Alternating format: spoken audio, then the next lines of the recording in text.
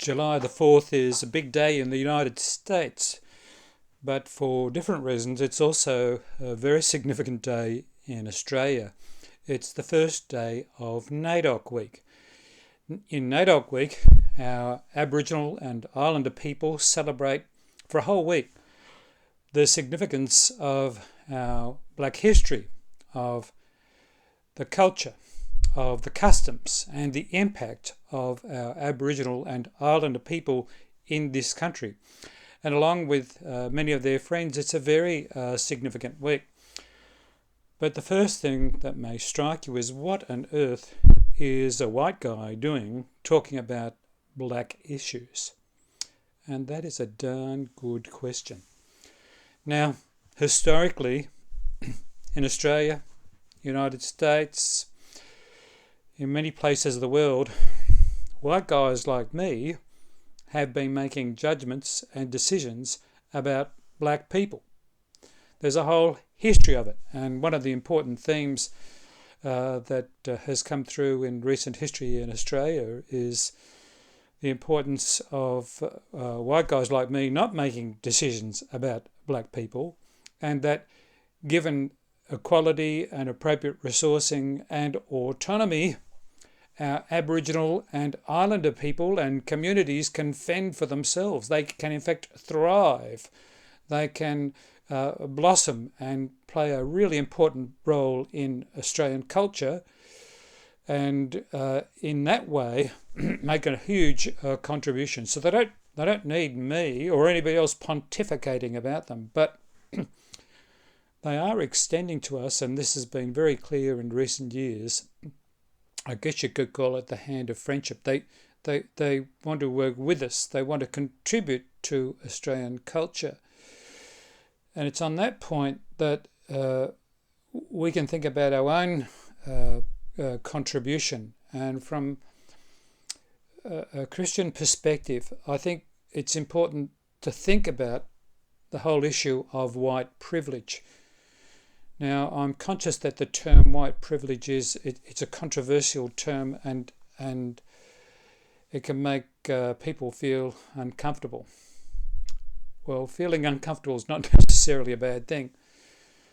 But let me preface it by saying I want to explore white privilege, not on the basis that I'm going to be punitive or critical of white people per se, but one of the contributions we can make to NAIDOC week and to global racial relations is to think about our own complicity historically and now in terms of many of the issues we are faced with today.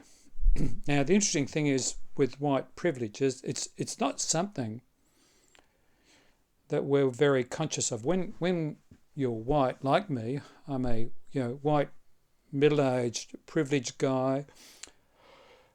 I'm educated. I live in a nice house. In the past, pre-COVID, I've travelled. When we are in the position of privilege, it's not something that we simply take up and enact. It's something that we inherit. And the attitudes and values that go with it become just instinctively the way we see ourselves and the world. It's often only with the threat of losing privilege, or when that privilege is unmasked, that we realise that we have learned and that we operate from a position of privilege. And one of the great contributions that we can make to NAIDOC week this day and this week in Australia is some clear-eyed reflection on the significance of white privilege and how we fit into that, and what do we need to do to unlearn certain things, to relinquish certain things, and in so doing play our role in the life of Australian culture. So on that note, I want to reflect upon a story in the Gospel of Mark, which I think raises issues of privilege, of those who are invested in privilege, and the quest or the challenge to unlearn things, to place ourselves in the position where we relinquish privilege. There's a classic story in the Gospel of Mark, beginning at chapter 6. It's a kind of two-part story. We know in the Gospel of Mark that we have a journey towards the cross. That's the climax of the Gospel. These stories are gathered in a time of crisis to a community that is struggling for survival. So the stories have been crafted in a way to say, look, these are the big issues. Focus on the cross. Play your role. Join Jesus and his friends on the journey. And in that journey, we will be transformed. That's the context in the Gospel of Mark. In this particular section, there's a two-part story. The first part is where Jesus visits his hometown, and the second part of the story is where, having left the hometown, Jesus commissions his disciples. And it's in the commissioning of the disciples that we learn some really important things that I think relate to questions about white privilege and what the church needs to do. So in the first part of the story, Jesus returns to his hometown, and there's a bit of a fuss.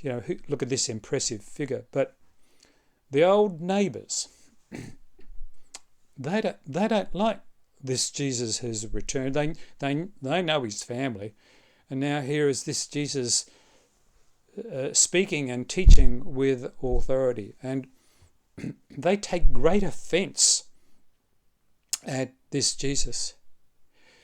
And often the sign of indignation or unexpectedly taking great offence is one of the classic signs of privilege. In the Gospel of Mark, these people represent the privileged ones. They know about the traditions associated with the kingdom or the reign of God. They are inheritors of this rich spiritual and ethical tradition. It is theirs. And so when Jesus comes along, teaching and preaching about this creative presence of God that's in the world, this joyous and just presence, of all the people, the neighbours of Jesus, these privileged ones, they should appreciate what Jesus is on about. But that's the thing about privilege. It changes the way we see things, or in fact it stops us from seeing things as they really are. So the upshot of this first part of the story is they take offence at this Jesus. They don't really get or understand his ministry. And because they can't see his significance, it concludes by saying that Jesus could do no deeds of power here because they were unreceptive. Privilege means we can't see things for the way that they really are, and we are not receptive to new and possible gifts. We're blind, we're immune, we are straitjacketed by that sense of privilege. In contrast, in the second part of the story, we have the disciples. They're sent off on a mission.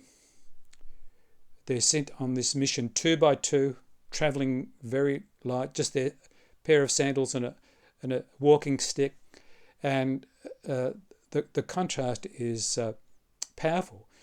That part of the mission of Jesus, and for those who choose this way, is a relinquishment of the trappings and privilege. So the contrast, this incredible contrast between the neighbours, who are the inheritors of this gracious, just and generous tradition of God, they can't see, because of privilege, the significance of Jesus.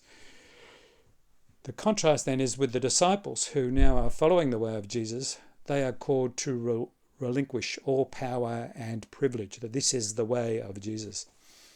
So let's return back to our own era. Let's return back to, this is NAIDOC Day, NAIDOC Week. And I really need to underline that we've had enough of white guys like me telling black people how to live. Clearly, if they are properly resourced, if there's genuine equity, our Aboriginal and Islander communities cannot simply just fend for themselves, that they can thrive. There's wisdom in those communities. Nevertheless, they are extending to us the hand of friendship. They want to work with us. They are offering us a gift of hospitality. And the great gift that we can make is a reflection upon the history and the significance of white privilege. It's been a significant part of the history and practice of the church too.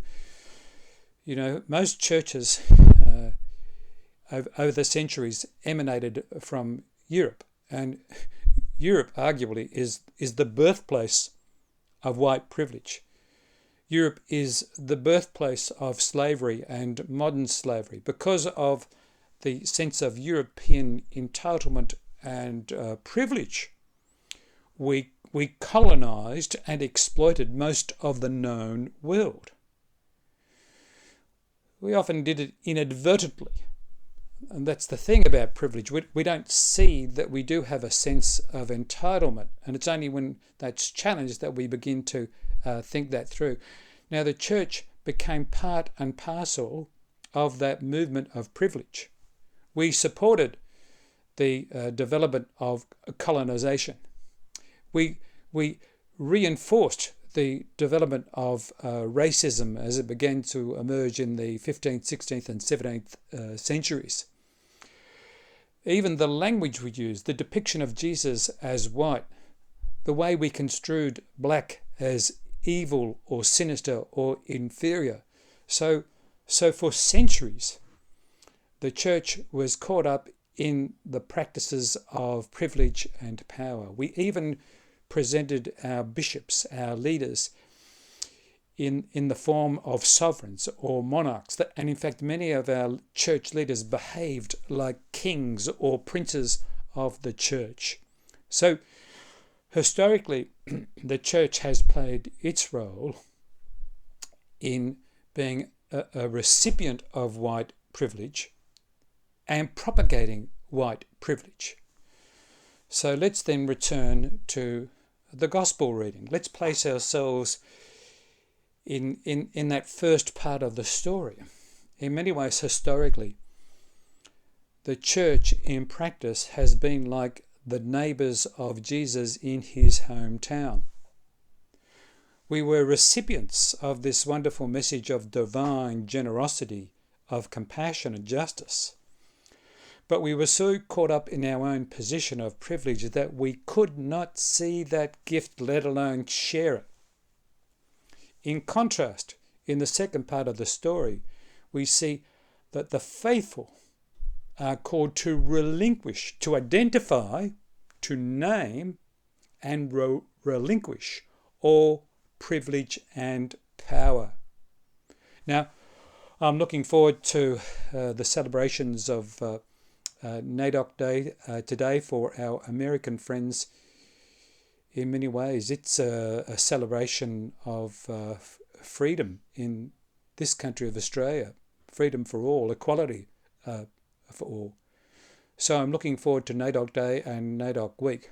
But I do think there is a really important opportunity, a challenge and an opportunity for the church in Australia to think about the significance of white privilege and how that measures up against the gospel of Jesus and his friends, and to see this as an opportunity for us to grow and thrive, and along with our Aboriginal and Islander sisters and brothers, make a contribution to this nation at this time in this way.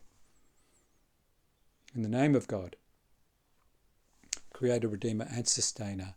Amen.